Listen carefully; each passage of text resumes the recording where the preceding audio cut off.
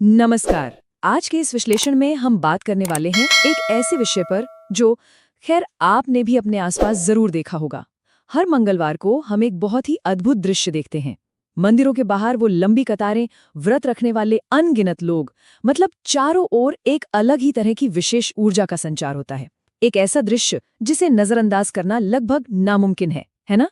तो चलिए सीधे मुद्दे पर आते हैं। इसमें थोड़ा गहराई से गोता लगाते हैं। एक बहुत ही बुनियादी लेकिन गहरा सवाल हमारे सामने आता है। आखिर मंगलवार को ही हनुमान जी की पूजा क्यों की जाती है?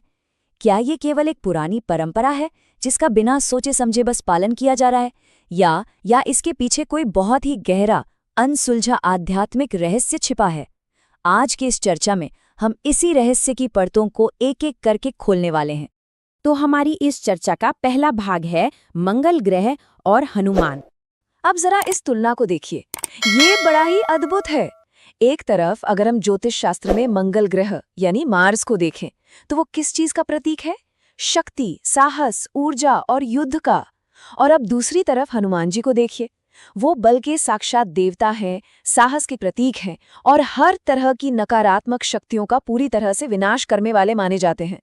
मतलब मंगल ग्रह के ज्योतिषीय गुण और हनुमान जी की पौराणिक शक्तियां दोनों बिल्कुल एक दूसरे से सटीकता में मेल खाते हैं, एकदम परफेक्ट अलाइनमेंट।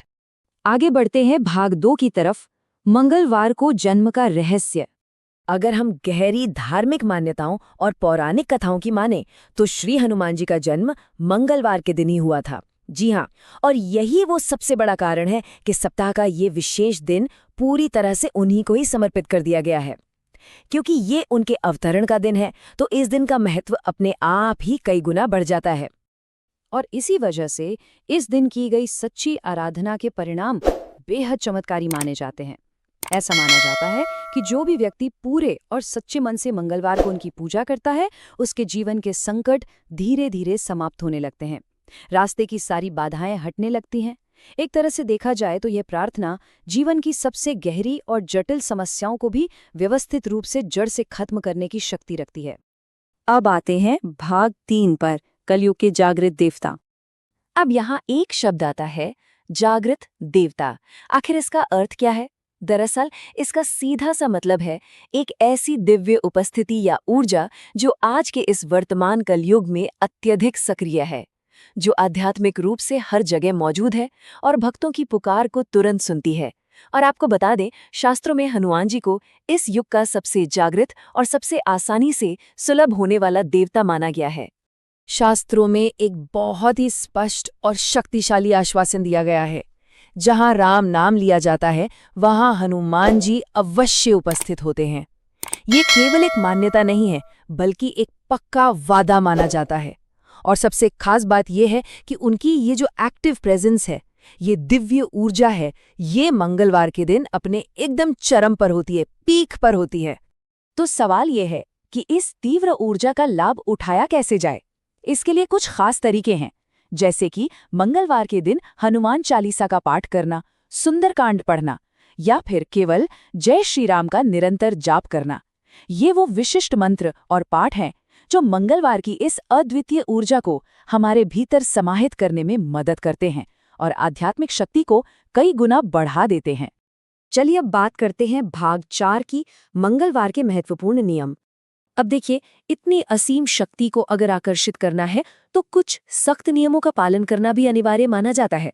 इसमें शुद्धता बनाए रखना सबसे अहम है, जैसे झूठ बोलने से बचना, किसी का भी अपमान न करना, खुद को क्रोध और नकारात्मक विचारों से दूर रखना, और हाँ, मांस, मदिरा या नशे से सख्त दूरी बनाए रखना। और पता है, ये कोई बेतरतीब नियम नहीं है, ये बहुत ही आवश्यक शर्तें हैं, क्योंकि ऐसा माना जाता है कि ईश्वरीय कृपा केवल उसी हृदय की ओर आकर्षित होती है जो पूरी तरह से शुद्ध और सत्य से भरा हो।